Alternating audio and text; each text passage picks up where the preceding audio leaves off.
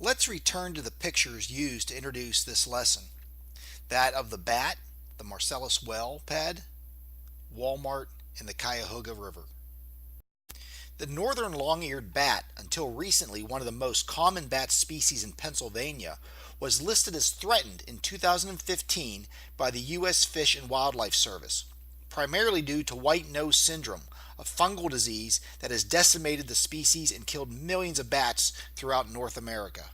As such, the Pennsylvania Game Commission, in partnership with the U.S. Fish and Wildlife Service, have created regulations as to timber removal during various periods throughout the year in order to mitigate disturbances during the bat mating season. This impacts construction activities, for example with Marcellus Shale well pad development in Pennsylvania, which necessitates the removal of timber in order to build a well site. Speaking of Marcellus gas, the second picture is a Marcellus Shale well site with active drilling occurring. Since the discovery of the Marcellus gas in 2003, energy exploration companies have inundated the Appalachian region in order to produce the natural gas.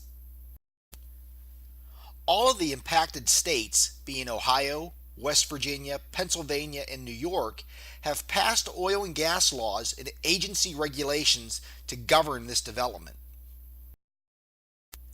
Citizen groups have filed lawsuits as to certain activities, and in Pennsylvania, a major part of its oil and gas law was recently overturned by the courts based upon Pennsylvania's Environmental Rights Amendment to its Constitution.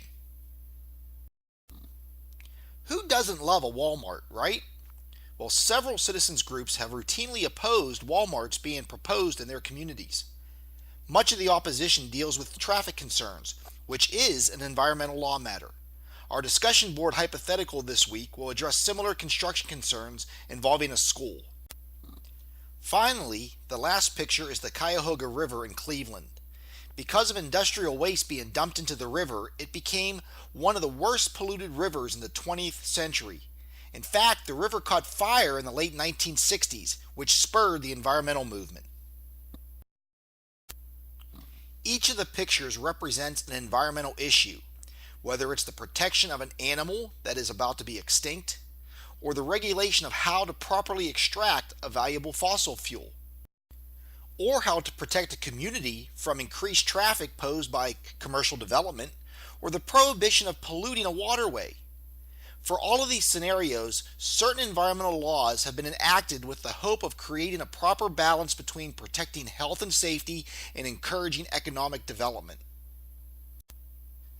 Let's take a moment to caveat what is meant by environmental laws. Not all environmental law is statute-based, meaning written in codes.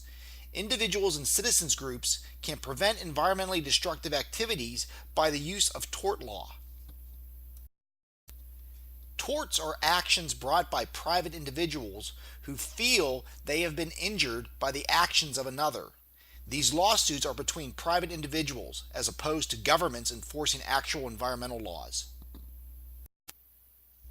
An example is a nuisance claim. An individual who is bothered by the activities of another can bring an action in court seeking an order that the injurious activities must stop. For example, an individual bothered by a smelly waste dump nearby could bring a nuisance claim against the dump operator. The court may find that the individual is suffering injury and require the dump to stop the smell. Let's move on now to this week's textbook assignment. Please download the directed reading activity and complete it while reading the assigned text. Created using Powtoon.